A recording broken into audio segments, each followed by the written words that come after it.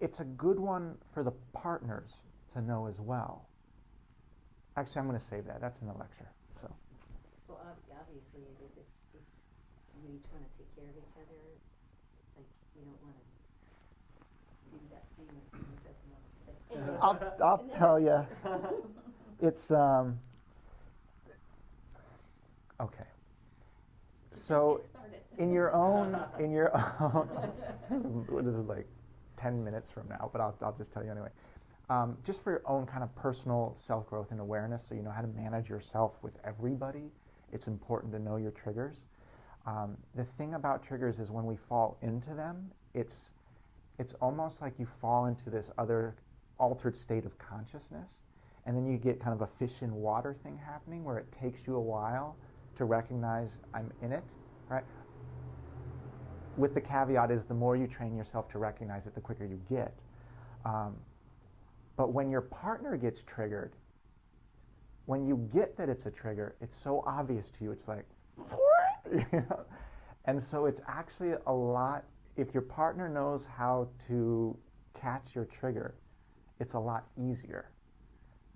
With the caveat, if you get triggered and say something and then your partner gets triggered, then you're both screwed, and then like someone's got to figure out that they're triggered.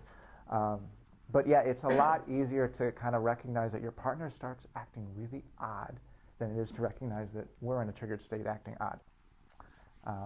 But that's 10 minutes from now, so don't worry about that. So this is just what I was mentioning earlier about why it's easier for the partner to see. Because when the raw spots hit and we go into a trigger, it is like going into another state of consciousness.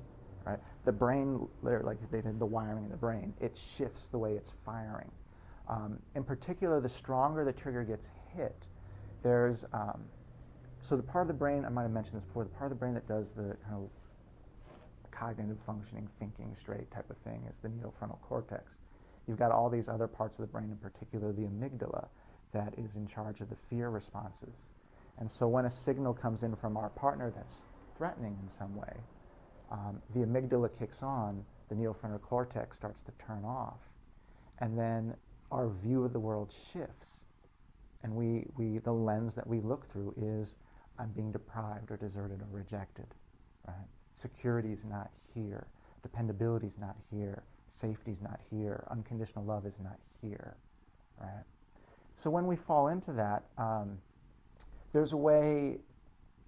One of the reasons why I really like the body psychology is this concept of we're off balance, right?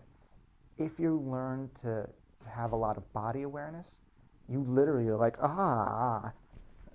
something, right? And that's that's kind of my canary in the coal mine, right? My body doesn't feel good, and that's my signal to look for what's happening. Other people are going to have different things. They might be just really good at tracking their own emotion or tracking their thought process or something. So you might develop your own way of detecting when you're off balance. But you kind of will feel this off thing, right? And it's actually something I work with couples on. I'll let them get into a fight, and then I'll just say, so how do you guys feel right now? All right. Like, feel your body. How do you feel? And they're all very clear. I feel completely uncomfortable. Right? And I'm like, great. Take a moment and feel this. If you ever feel this, stop talking, right? Because if you feel this way and you're talking, you're 99% chance you're in a cycle. And you have to stop in order to get out of the cycle before you can start talking again. You want to keep in mind, too, that emotions are very quick, right? Emotions, there's a practical side of emotion. They all have purpose, right? So anger is an emotion that energizes us towards action.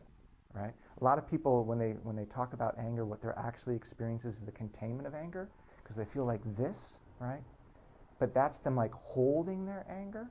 What anger actually feels like is this, right? If you can take off the holding but maintain the composure, right? Anger has this like, and there's a way that anger can feel good when you really learn to master it, because your body is full of adrenaline and feels very powerful.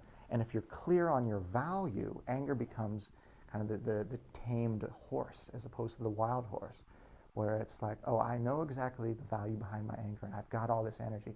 I can take action now, right? Stop being bad.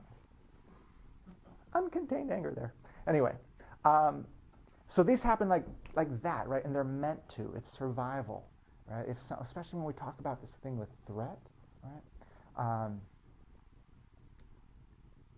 Sue talked about Darwin with the snake hitting the glass, right? It's just meant to go like that. Something happens, we go into response so that we stay alive. Afterwards, we've made sure we're alive. Then let's calm down and think about what happened. Makes it tricky to be in a relationship, but that's how it is. And then the other ones is things get disorganized, and in this part, it starts making no sense, in particular to your partner, right? If you're talking to your partner and you're like, where the hell are you coming from, right? Chances are you stepped on their raw spot, right? Or you poked their button or whatever it might be. And so there's a way you want to train yourself to that. When you feel this from your partner of where the hell is this coming from, if you know your partner's triggers, you don't need to answer that question anymore. Right? It's like, oh, I must have pushed this button in you.